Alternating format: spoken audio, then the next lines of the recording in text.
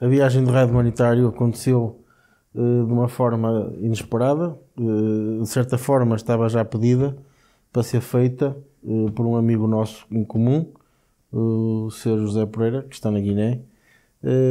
Como sabia que nós praticámos todo o terreno há bastantes anos e temos esse gosto, sempre nos desafiou, e entre aspas, desafiava-me para que fizéssemos um raid à Guiné. Isto, durante 2 anos, sempre, eu em conversa com ele sempre disse não, que era um bocadinho fora da nossa ideia e tal. E houve um dia que eu acordei de manhã com isto na cabeça. Boa Guiné. Boa Guiné. O que é que eu disse? Vou falar com o Vítor. Esperei, à tarde estivemos juntos e disse ao Vítor, eu tenho uma ideia, eu já sei que tu vais dizer que não. Mas olha, eu vou-te dizer na mesma. Vamos fazer um raid à Guiné. E para o meu espanto, para a minha surpresa, o Vítor, e por que não? Pronto, aí foi logo a primeira pedra, o primeiro passo que demos logo para fazer isto. O Vítor mostrou-se entusiasmado, começámos a falar os dois, com ideias, aquilo, como iríamos fazer. Começámos a pensar, a formar uma equipa para irmos. Escolhemos alguns amigos, onde fizemos a primeira reunião. Foi. Para expor o projeto e para ver qual o feedback deles. Assim foi, juntámos a malta e falámos.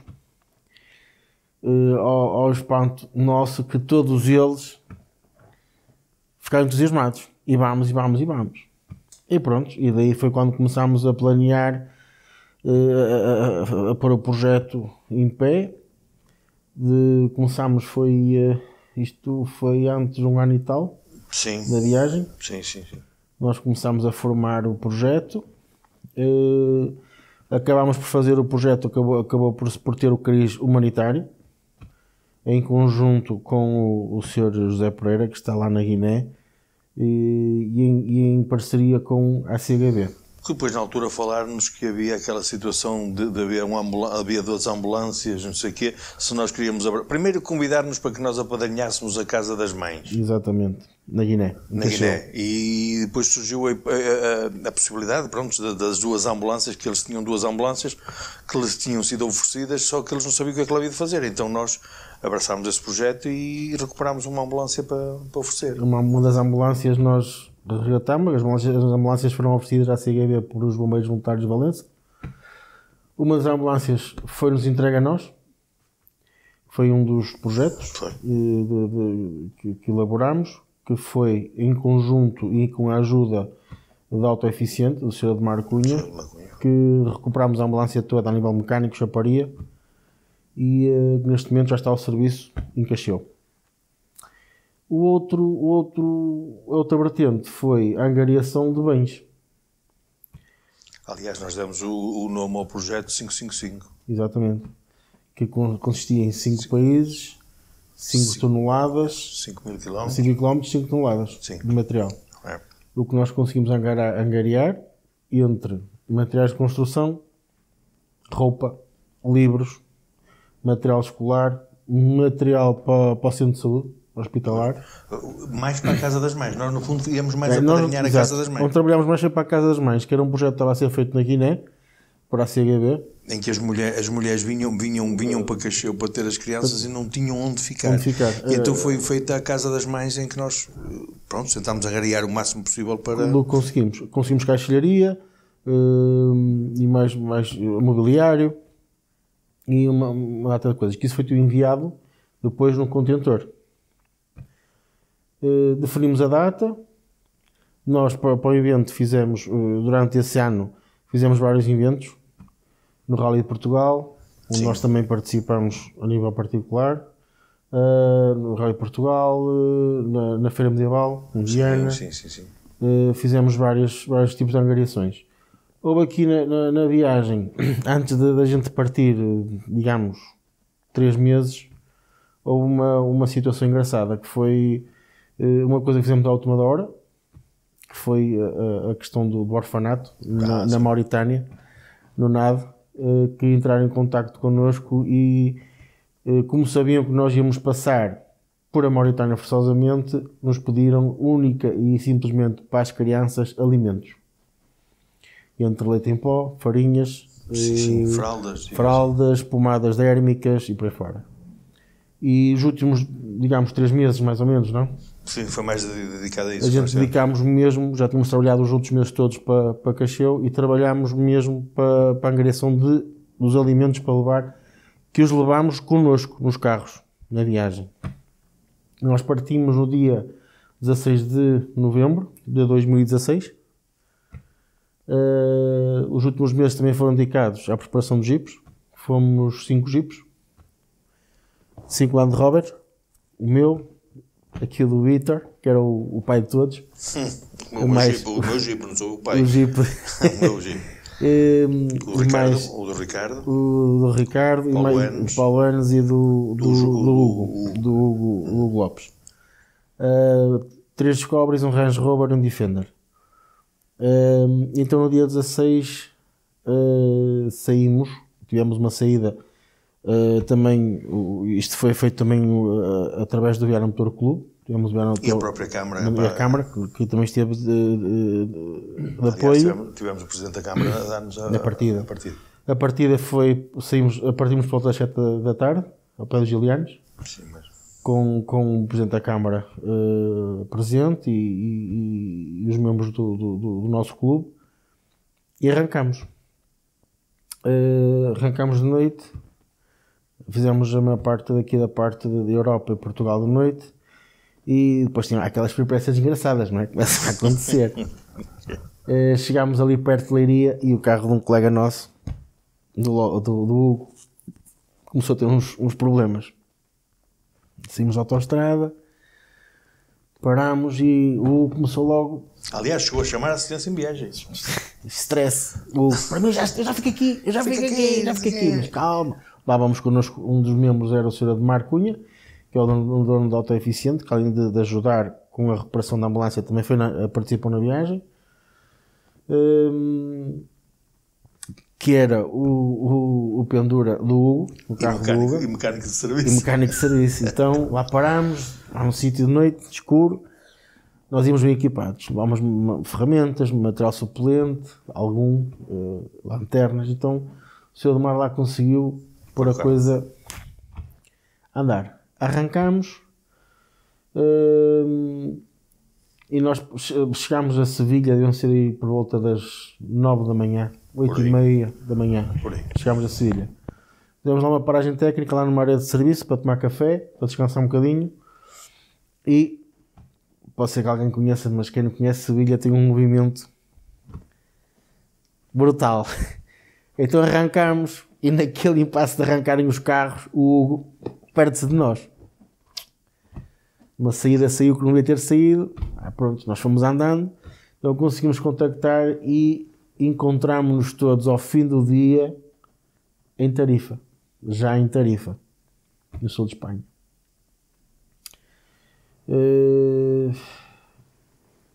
Ao fim do dia, à meia da tarde. Chegámos à fronteira, tratados os papéis, tudo novidade para nós. O barco, isso tudo. Lá conseguimos orientar as coisas. Passámos numa fim da tarde, o barco, para Marrocos. Para lá passou-se bem. Passou-se bem. Para lá foi uma viagem tranquila, espetacular, mar calmo, brutal.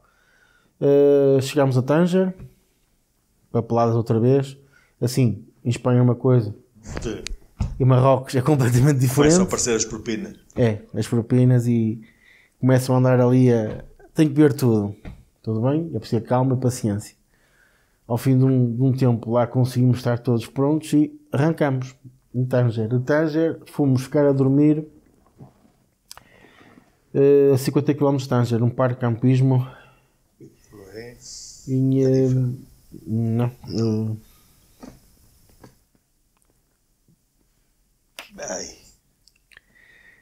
Agora não mudou de qualidade. Asilá.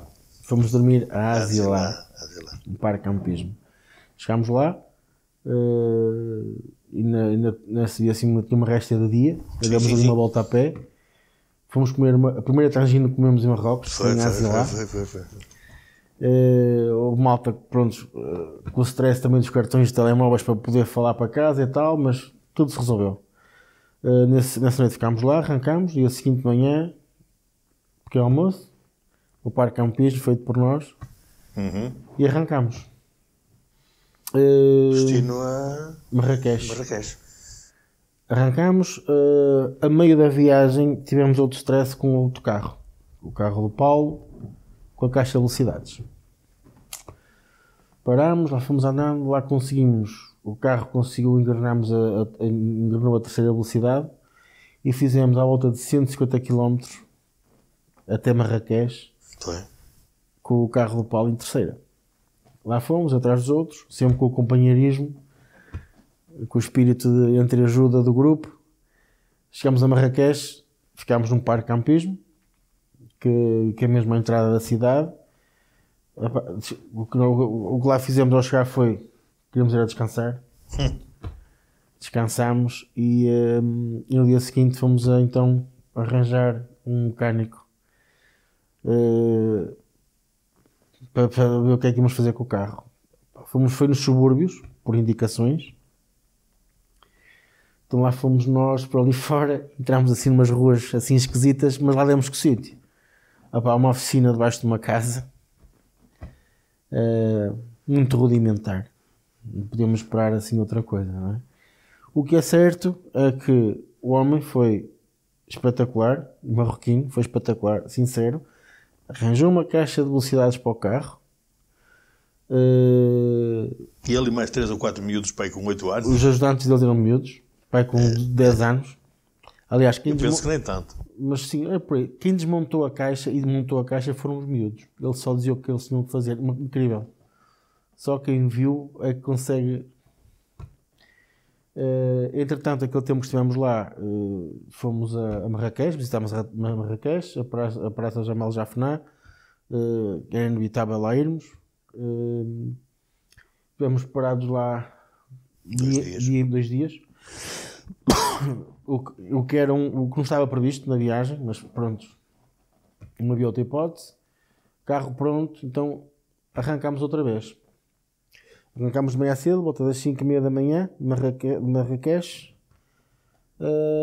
para Tantan. Tantan é digamos, a fronteira onde começa o Saara Ocidental.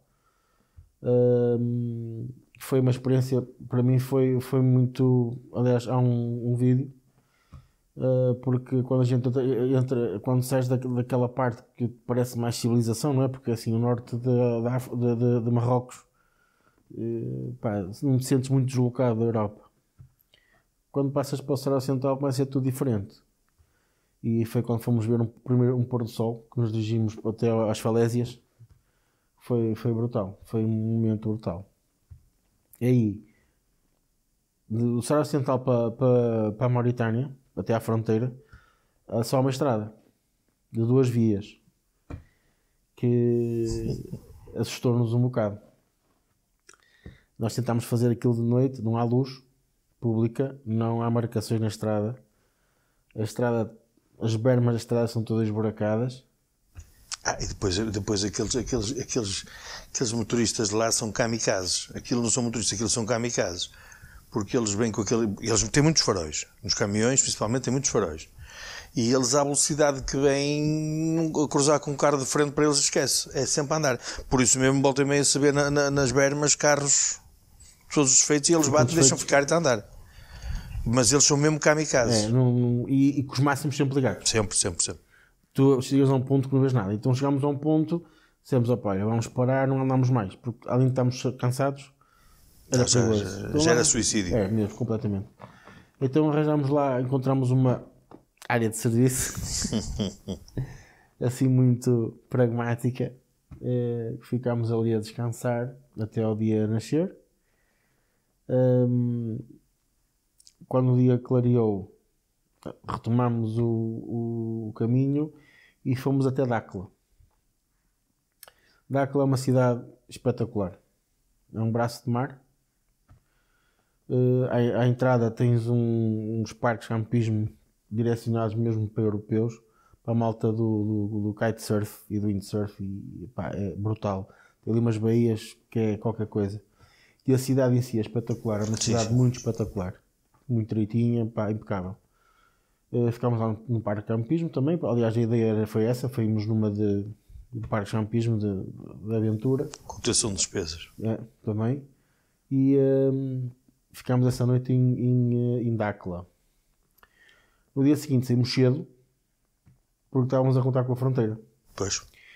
O que para nós a fronteira entre Marrocos e a Mauritânia, do que a gente ouvia falar, do que a gente tentou saber, era problemática. E não só a fronteira como... Nós também tivemos a sorte de estar lá aquele sujeito lá, o responsável pelo orfanato. Mas isso onde do lado nós da íamos. Mauritânia. Sim, do lado da Mauritânia. O que nós íamos ter um bocado de receio era as histórias que nós tínhamos ouvido da Terra de Ninguém, que é aquele espaço entre a Marrocos e a Mauritânia, que é chamada Terra de Ninguém, que é um sítio onde não tens basicamente lei. Aliás, sai-se o portão e os marroquinos fecham logo. É um bocado assustador. Eu vou explicar porquê, mas a primeira vez que nós lá passamos, não é? Ficámos assim um bocado... Aquilo parecia o filme do Mad Max. Exato, exatamente. Estás a ver Mad Max, pronto. Chegámos onde tu também no Sahara Central vês muita movimentação de militares. Pronto, notas muito mais afluência de militares, colunas militares, andar para cima e para baixo, por aí fora. Chegámos à fronteira lá abaixo. E antes da fronteira havia uma área de serviço, foi onde apanhámos o gasóleo mais barato, 66 cêntimos o litro. Não foi na Guiné depois? Não, foi aquela a última área de serviço antes de chegar à fronteira da Marrocos com a Mauritânia, onde tinhas o... Na Guiné, contra o que era habitual, também apanhámos o gasóleo bastante barato. Barato na altura, mas o gasóleo mais caro que há na viagem toda é na Mauritânia. Então nós aproveitámos aí, enchemos os tanques, enchemos os jerrycans que tínhamos, fomos com tudo top. 1 horinha e tal, quase 2 horas na fronteira, com os papéis para aqui, papéis para lá, tu então, fazer o visto? O visto. Então quando tínhamos os nossos carros todos, digamos, o nosso grupo estava todo pronto, tínhamos um muro enorme e um portão em ferro enorme, altíssimo. E tu não sabes que está do outro lado. Então o marroquino em francês, falam em francês, chegam à tua beira, passem com cuidado, fechem os vidros, tranquem as portas, tu começas a ver aquilo e pá, espera aí, o que é que vai sair daqui? E boa viagem. Tentem não parar por o caminho, parem só na entrada, depois da entrada na Mauritânia. Então parece aquela cena do Mad Max, estão a abrir aquele portão e nós vimos aquilo, não havia estrada. Mal os carros começam a andar, começam a ver aqueles gajos a correr de lá de cima. Nós saímos e mal nós saímos, o portão fecha outra vez. Pá, havia muita gente que andava ali, refugiados e por aí fora. A única coisa que tu tinhas ali era, entre o espaço, tinhas 2 pontos de vigia da ONU. Andavam sempre 2 helicópteros da ONU em vigia. Mas só fazem vigia, não fazem mais nada. Vês, muito lixo, carros destruídos, carros queimados, carros abandonados e pessoas. Então as pessoas vão ao teu encontro, pá, na esperança de que tu dizes alguma coisa, mas esquece. Tumba. A cruzares com outros carros que iam a passar de lá para cá, a tentar apanhar o melhor caminho, arranjar o melhor caminho para passares. Andámos, então lá começámos a ver uma muralha, aquelas muralhas mesmo árabes, estás a ver? Uns torreões cheios de bandeiras da Mauritânia por cima. Uns torreões enormes. Então está ali a entrada. Nós ficámos, então quando íamos entrar, primeiro o cartão de visita foi logo 4 militares, só vias os olhos, todos tapados, Kalashnikov, à nossa espera. Fiz. Entramos, parámos os carros, como foi a primeira vez que fomos lá, não é? Eles fazem o visto que eles te põem no passaporte não é um carimbo nem nada, eles fazem mesmo como um cartão de aliás, que a fotografia mostrar a fotografia, as instalações deles, pá, é surreal. Tu dentro dos gabinetes onde foste era areia, já tinhas areia, meu. Aquilo está a ser tudo engolido por areia, a Mauritânia. Mas pá, só falam francês. Alguns brincalhões. Eu intento perguntar se tens. Se trazes já, por exemplo, uma coisa que eles perguntam, se trazes álcool contigo, porque o álcool na Mauritânia é crime. E depois aquilo tem uma impressora que tiram-te um bilhete de identidade e colam-te na folha do teu passaporte. Então aquilo já te fica. Eu já passei lá mais vezes depois desta viagem, então é mais fácil depois o processo para entrar, percebes? Já estás cadastrado. Perdemos ali mais 2 horitas para aí. Então, e arrancámos dali para Nouadhibou, que é onde estava o orfanato. Ficava sensivelmente 80 km da fronteira, que é também um braço de mar que entra ali, logo no início. Uma coisa que a Mauritânia tem, nós vimos, até eu e o Vítor depois conversámos disto, a Mauritânia torna-se um país seguro. Porquê? Por onde tu te dirijas, há mais ou menos, sensivelmente 50 km para onde tu te dirigires no país, tens um ponto eu senti bastante segurança. De controle. Tu tens um ponto de controle militar, tu tens que parar para seres controlado. Aquilo é assim, mal se passa à fronteira, aquilo andas para aí que é 15 km, aparece logo aquela situação dos 60, 40, 20 stop, mas aquilo num espaço de nem sequer de 50 metros. 60, 40, 20 stop. E uma pessoa para e tens para aí a 100, 150 metros lá o homem de Kalashnikov começa-te a vir para o meio da estrada e faz sinal para tu arrancares. Depois aquilo é assim, se vai um carro sozinho, arranca sozinho, os outros têm que ficar à espera que ele dê a ordem. Como nós éramos uma coluna, eles já sabiam que nós íamos eles até dizíamos que éramos o rally. Não tínhamos nada de rally, mas pronto. E então nós arrancávamos os 5. Dali, Nouadhibou era a paragem onde a gente tinha o orfanato. Íamos todos um bocado com a expectativa, porque a gente teve mais ou menos sabíamos para o que íamos, mas não sabíamos. Não sabia, porque eu quando cheguei lá e vi aquele choca mesmo. Choca. Chegar ali e ver 11 crianças com uma lata de leite em pó para um mês. Nós quando lá chegámos, fomos ao orfanato. Ao chegar ao orfanato, as ruas, não há ruas, é terra, montes de terra por meio de umas construções em blocos de cimento.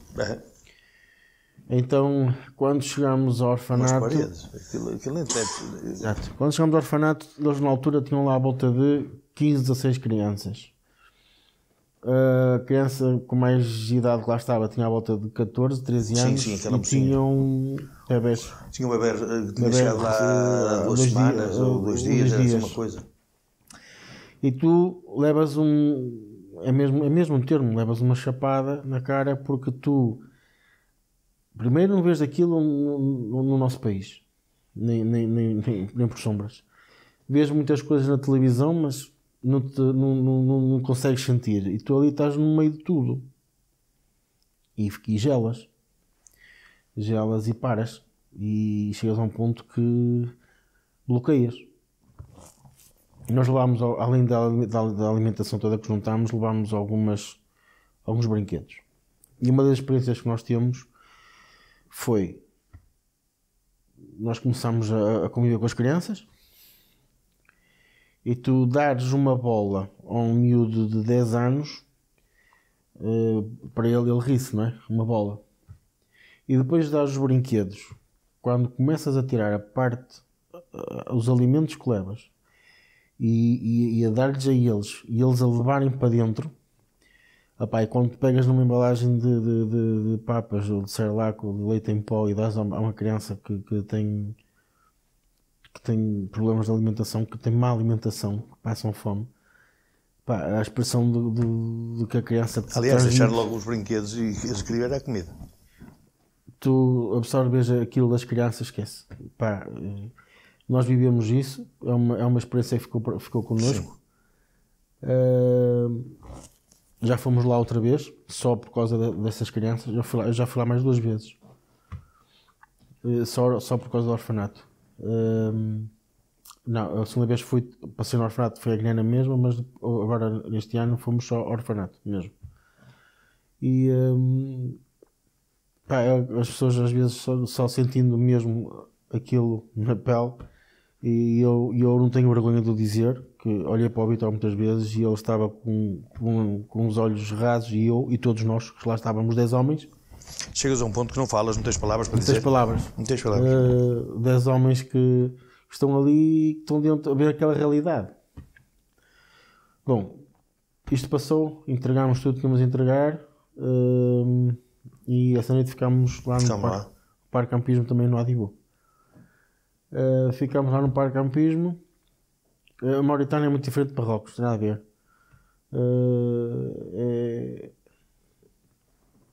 Não sei para que explicar, são pessoas diferentes, pá. Os focos que eles têm são muito diferentes do resto. Ficámos nessa noite lá, arrancámos, então fizemos, no dia a seguir, fizemos no Adibu, no Nouakchott. Nouakchott é a capital. A maior parte foi estrada, mas sempre por meio do deserto, basicamente meio deserto. Sim, sim. Areia. Fizemos o dia todo. Chegámos a Nouakchott, ficámos o parque campismo onde nós ficámos no Nouakchott era uma praia. Era uma praia. Nós quando lá chegámos era noite. Mas de manhã nós montámos as tendas na areia. Estávamos cansados. De manhã quando acordámos e vimos onde estávamos, parecia um paraíso. Era espetacular, uma praia lindíssima. A água era quente. Foi espetacular, foi brutal. E foi quando vimos a primeira vez uma coluna militar. Nós ficámos aí. E é foi. Vimos outra coisa, exato, que nós, além dos tais controles que nós temos feitos por militares, passavam muitas colunas militares. E temos na Mauritânia, no regresso, temos uma situação engraçada que depois eu vou frisá-la. Arrancámos no Nouakchott e passámos nesse mesmo dia a fronteira para Santo Luís, para o Senegal. Passámos por Diama, por a barragem de Diama. Diama era um dos troços onde o Paris-Dakar passava para o Senegal. Fizemos, que é o chamado dique. Fizemos essa parte, foi espetacular. Vimos muita vida selvagem, animais, desde porcos bravos, aves, crocodilos, lagartos, cobras. Aqueles são um pântano, percebes? Opa, e foi brutal também essa passagem. Ao chegar à fronteira com o Senegal, saímos da Mauritânia, passámos a fronteira, que é uma barragem chamada barragem de Diama. Para entrar no Senegal, levou-nos para aí 2 ou 3 horas. Tivemos para aí 5 horas. A tarde quase toda? Foi quando comprámos aquelas meloas? Foi, melancias. Meloas. Foi uma seca mesmo, foi a maior seca que apanhámos. E nós cheios de fome?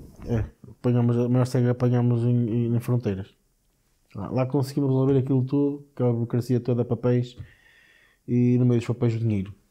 Né?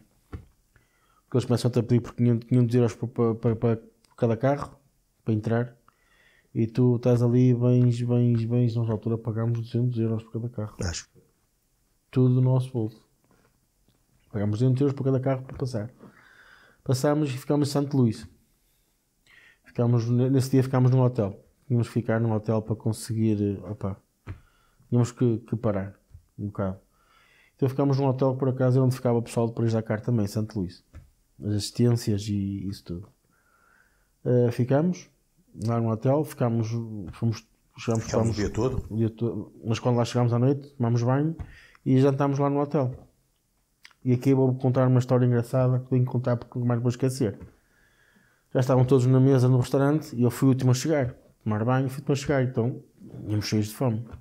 Então havia uns patês e um amigo nosso, o Ricardo, que é muito engraçado, e ele, prova este patê que é espetacular. E eu pego no patê, pão, à maneira, meto à boca, amigo. Aquilo era piripiri puro, meu. Eu fiquei, aqueles gajos rirem-se todos, não é? Pá, não imaginas, meu. Já nem apetecia comer mais, já está na... Pronto, é uma parte que foi um episódio engraçado que tivemos. E foi, desde que saímos de Portugal, foi onde a gente conseguiu beber, porque no Senegal, além de serem muçulmanos, há álcool. Lá tem cerveja. Cervejinha fresca, gazela. Umas garrafas de meio litro, ou 75. 75, acho que é assim. Vamos ali ao pé da piscina a ver. Foi uma parte castiça. Descansámos. No dia seguinte viemos à cidade, para conhecer um bocado a cidade e para comprarmos alguns mantimentos. E ficámos com nós só depois passar o Senegal de noite. Exatamente, porquê? Durante o dia as temperaturas chegam aos 45, 50 graus. Então nós fizemos passar o Senegal de noite. De dia fomos fazer uma volta à cidade, fazer umas compras de uns abastecimentos para a viagem, viemos descansar. Era para 7 horas ao hotel e volta das 6h30, 7 arrancámos para passar o Senegal. Passámos o Senegal toda noite. A meio, eram para aí 2, 3 da manhã, parámos lá num sítio. Assim, os senegaleses fazem muita vida de noite por causa do calor. Então fomos a Touba, que é a segunda maior mesquita do mundo. A primeira é em Meca e ali é a segunda. E os muçulmanos têm uma ideologia que cada muçulmano tem que ir uma vez ou a Meca ou a Touba. E a particularidade que nós vimos ali foi que no sítio onde estava a Meca, aquilo, esquece, é um edifício majestoso. Era lá que não se podia fumar, não é? Não podias, tinhas lá um aviso, não podias fumar, não podias comer, não podias fazer barulho, não podias fazer uma data de coisas. E o que nós vimos foi que da rua para lá, onde estava o templo, estava tudo imaculado. E o resto da cidade era lixo por todo lado. Sabes que nestes países eles têm um problema grave com a reciclagem do lixo. Não tem, plástico lá. Não tem sistemas de reciclagem. Então tudo que é plástico para aquelas entradas, a entrada das cidades é aos montes. Mas naquela zona não esquece. Nós tentámos tirar fotografias e fomos ali um bocadinho agressos connosco, porque não estávamos fotografias em nada, e a gente, pronto, remámos e arrancámos. E também por a viagem foi quando tivemos aquela cena daquele restaurante. Comer a cabra. Eles lá usam muito a carne de carneiro. Então eles têm ao pé das estradas os restaurantes estilo talhos, percebes? Tem a carne pendurada e tem ali a fogueira e fazem-te aquilo na hora. E nós também fomos uma de experimentar tudo. E assim fizemos. Lá o homem fez aquilo, ele ficou a dormir no carro, ele estava a descansar no carro. Mas nós fomos todos, lá cortou lá a carne, depois lá aquilo tinha uma fogueira, e depois pôs aquilo numas bandejas de metal com... Lembras-te daquele papel mata-borrão que usava antigamente nas mercearias, antigamente, aquele papel castanho, a carne em cima daquilo. É surreal completamente. E arrancámos, nós chegámos depois à fronteira do Senegal com a Guiné, em Pirada, já por volta do meio-dia, do dia seguinte. Foi muito cansativo também, foram muitas horas seguidas. Mais papéis. Aquela fronteira para mim foi surreal. Foi quando entramos na Guiné. É surreal. Para te explicar, é uma coisa que não. Fronteiras, pronto, mas é uma coisa. Mas tinham os vários edifícios à moda deles, então temos que fazer os papéis todos. Então arrancámos da fronteira, só picada mesmo. Muito pó e Gabu ficava a 50 km, que é onde estava a alfândega. Nós tínhamos que lá parar por causa dos papéis também. E um dos nossos colegas, no carro dos Paulos, uma coisa que nós vimos foi logo, porque assim, entras num ambiente de savana diferente, vias logo macacos nas árvores, e há um colega nosso que caiu-lhe uma cobra em cima do carro, em andamento, no carro. Foi uma das situações caricatas. Chegámos a Gabu, entramos, parámos os carros e o senhor que estava lá, esse é o chefe da alfândega, um senhor com os seus 60 e tal anos, fardado, viu-nos entrar, olhou para os carros e a primeira coisa que ele nos diz é: são portugueses, são portugueses. Eu disse: somos. É pá, os portugueses, pá, vocês nunca deviam ter ido embora, pá. Vocês foram embora, nós ficámos muito desgraçados. Foi as palavras que eles disseram. Tratámos as papeladas que tínhamos a tratar e de cabo fomos para Bafatá. Parámos em Bafatá. Gostei muito de Bafatá. Bafatá, parámos lá, comemos qualquer coisa. Dali seguimos, fomos a Galomaro. Ficámos em Galomaro, que é já numa picada também para fora, que é quase no Parque Nacional. Ficámos lá essa noite, com as tendas, a dormir. Foi quando tomámos o banho de caneco, que é o que havia. Pá, eles não tinham água, a água que eles tinham um bidão de água, a gente tinha que tomar banho fora para tirar o pó, porque foi, na Guiné é muito pó. Há muitas picadas e levas com muito pó. Imagina uma coluna de 5 carros, epá, o primeiro não vai os outros. É uma desgraça. No dia seguinte foi quando foi a última etapa. Até Cacheu. Foi a chegada a Cacheu. Nós já em Cacheu consegui entrar em contacto por via telefone com o Sr. Pereira. Estava em Cacheu e eles estavam à nossa espera. Então lá conseguimos fazer, lá fizemos o trajeto todo. Sítios espetaculares. Outra cena caricata foi pagámos uma portagem para uma estrada que não era estrada. Era mais buracos que estrada. E pagas a portagem aqui 150 metros à frente há uma feira a decorrer. Eles atravessaram de um lado para o outro na autoestrada. Na estrada. Nos buracos. Bom, nós chegámos nesse dia a Cacheu ao fim da tarde. E depois quando nós chegámos lá, quando vimos o Sr. Pereira e chegámos ao destino, foi uma mistura de emoções para nós todos, não é? Claro, é aquela coisa de dever cumprido. O chegar lá foi muito bom. Chegámos lá, eles tinham lá tudo pronto para nós, Sr. Pereira. Ficámos lá numa antiga fábrica que lá havia de conservas, estava desativada. Tinha um edifício com 3 andares. Então nós ficámos no 3º andar, que tinha uma varanda enorme, coberta, mesmo por cima do rio Cacheu. Pá, vimos lá pôr do sol e nascer o sol ali, brutal. Nessa noite ele preparou lá o jantar, lá num cafezinho de lá.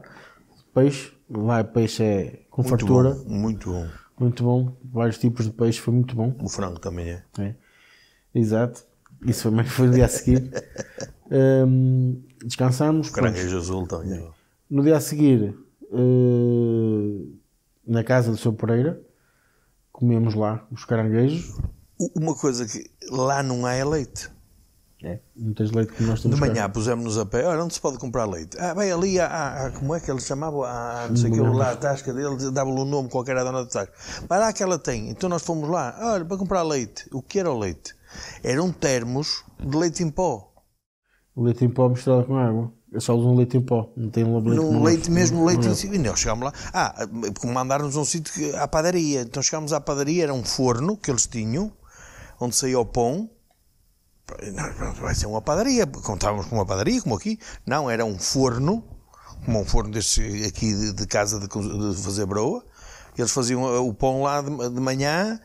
E leite tens que ir não sei das quantas, lá fomos lá para o tasco lá da completamente diferente. Que ela arranjou-nos 2 termos e trouxemos o leite. Pronto, aquele leite em pó. O Sr. Pereira lá recebeu-nos excelentemente. Tomámos o almoço na casa dele. Fomos de manhã, fomos ver Cacheu, fomos ver o centro de saúde, que foi recuperado para a CGV, a maternidade e estava a ser feita a construção da Casa das Mães em andamento. Fomos às escolas também. E depois apareceram lá dois amigos que estavam em Conakry. Vieram ter connosco. Estavam 2 amigos nossos portugueses que estavam em Conakry e vieram de propósito a Cacheu ter connosco. Passaram 2 dias connosco. E foram eles que falaram com o Fernando Gomes. Exato. Mas isso vamos só quero frisar aqui uma coisa aqui em Cacheu foi engraçado. Foi que em Cacheu existe uma rádio. E nós demos uma entrevista na rádio. Foi super engraçado também. Sim. Em Cacheu também tivemos uma particularidade. O Vítor é um excelente cozinheiro. e na casa do seu Pereira fez lá um pica no chão à moda de Portugal, que aquilo foi top.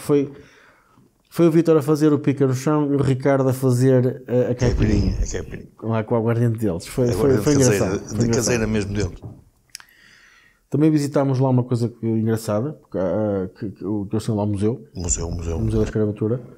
Também foi uma coisa também, um espólio que eles têm lá também, cultural, muito bom.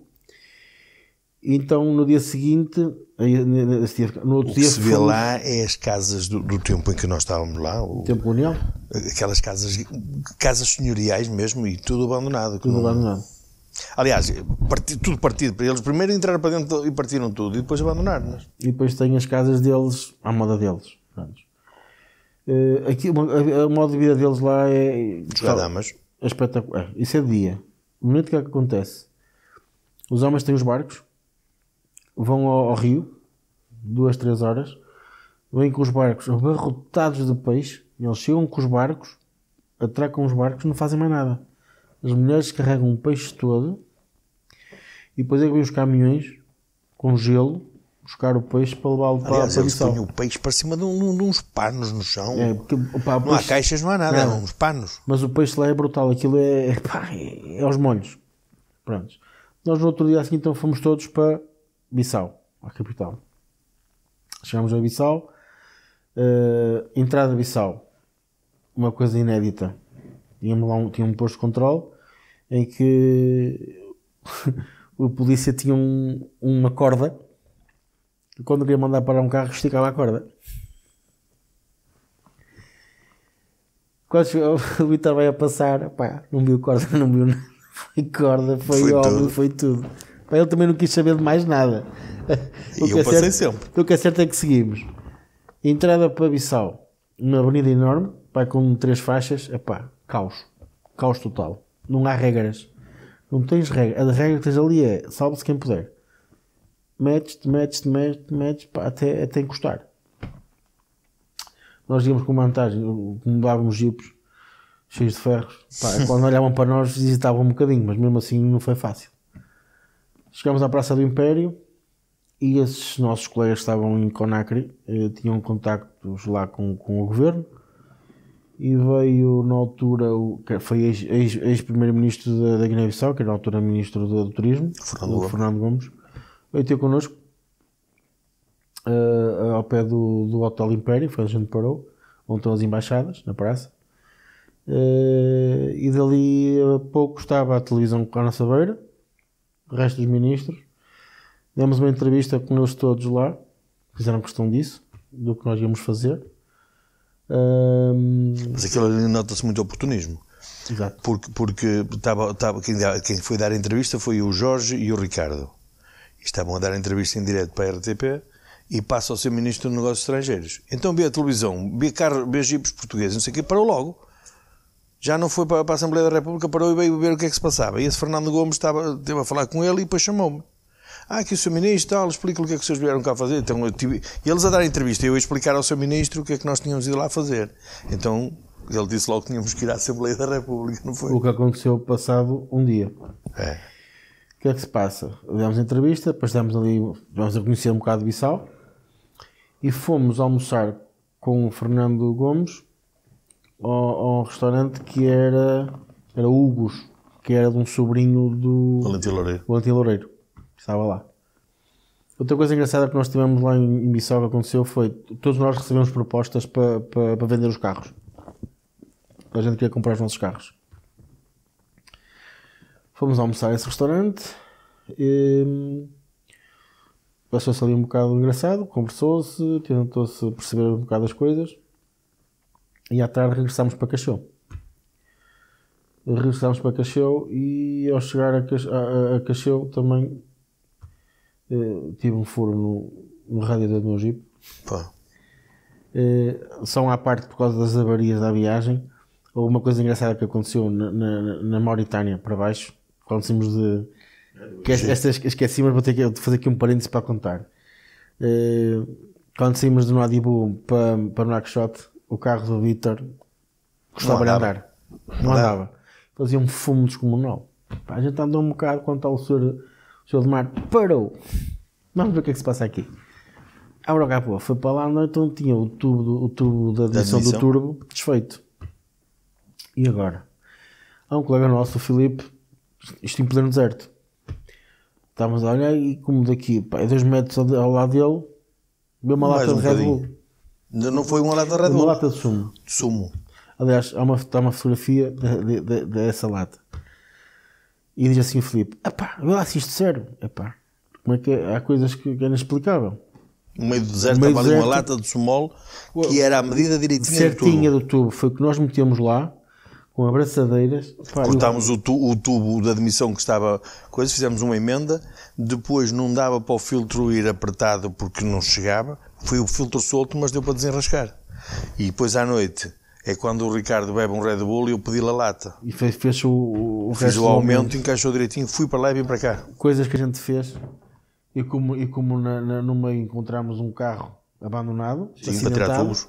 Quase, aquilo tinha sido para 1 ou 2 dias, e a gente parou, virámos-o ao contrário com os guinchos e aproveitámos o que pudemos, de tubos e o carro, já para caber. Sim, porque o grande problema que nós tivemos na viagem foi tubos de água. Era tudo à base da água. O calor. Então, o que é que acontece? Já na Guiné, pronto, viemos embora para Cacheu, e no dia seguinte fomos lá ao Ricardo a Cacheu porque ele veio de avião embora. Porque tinha aqui coisas para tratar, então ele veio primeiro de avião, depois nós viemos de carro. E há aqui uma situação engraçada, quando a gente sai eu e o Vítor só, porque o resto da malta foi direto para Bafatá, nós viemos a Bissau e íamos ter com eles a Bafatá. Então, vínhamos 2 sozinhos, para as 5 da tarde, numa estrada cheia com um capinho alto por todo lado, e o carro, primeiro, começou a deitar fumo. Então foi de uma ligação que a gente tinha feito ali, especial de corrida, por causa do vidro, mas resolvemos aquilo. Mais à frente, passado um bocado, ficámos sem combustível, no meio do nada. Pá, aí foi engraçado, porquê? E eu assim, bom, Vítor, se ficas aqui com o carro, eu peguei num GRK, olha, eu vou andar e ver o que é que desenrasco. Assim foi, andei, aí passado um pedaço, para um carro. Tu andaste para aí 300 metros. Pai, 300, 500 metros, para um carro. E eu ainda te vi. Ele a ver-me. Para um carro, português, eu, sim. O que aconteceu? Ficámos sem combustível. E dizem eles assim, entra. E eu, está bem, abri a porta, eu e o GRK. E ele a ver-me ao longe. Então, lá andamos. Andamos para aí 15 km. Eu já, pronto. Tudo bem, eu vou. Eles a falar lá a língua deles. Uhum. Parámos lá num sítio que ele diz, sai. E eu saí para fora. Ele, este agora vai-te ajudar. Dali saí do carro de moto. Lá fui com outro senhor de moto que me levou à bomba de gasolina. Enchi o GRK e ele veio de moto me trazer ao Jeep. O Vítor, quando ia chegar na moto, eu, o homem e o GRK de moto. Incrível.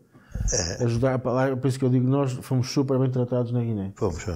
Depois já metemos o combustível, íamos embora, íamos ter com o pessoal a Cacheu, a Bafatá. Ficámos em Bafatá nessa noite, para o dia seguinte retomar a viagem de regresso. Assim foi. No dia seguinte preparámos os carros todos, combustível e arrancámos. Para cima foi muito difícil. Chegámos à fronteira, o indivíduo que estava na fronteira começa a escrever, não sabia escrever. Eu, foge daí, está cá, num caderno de escola. Se num caderno da escola não há 4, eu a escrever os dados de nós todos, era aquele controle da fronteira. Fui eu que escrevi. Incrível. Depois lá passámos a fronteira para o Senegal. No Senegal fizemos o dia, tinha que ser, nós queríamos vir embora.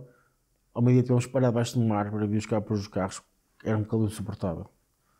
Lá conseguimos passámos, ficámos em Calauac, numa cidade, depois viemos a saber que era uma cidade das mais perigosas do Senegal, e nós, sem stresses,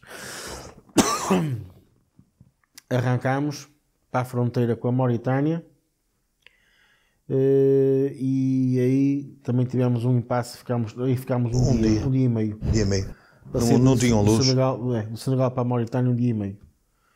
Ficámos um dia e meio parados. Aliás, nós saímos do Senegal, vamos para entrar na Mauritânia, eles não tinham luz, chegou às 8 da noite, tentes ficar aqui que não há luz, não podes entrar. No meio dos 2 países. E nós vamos ficar aonde? Aqui.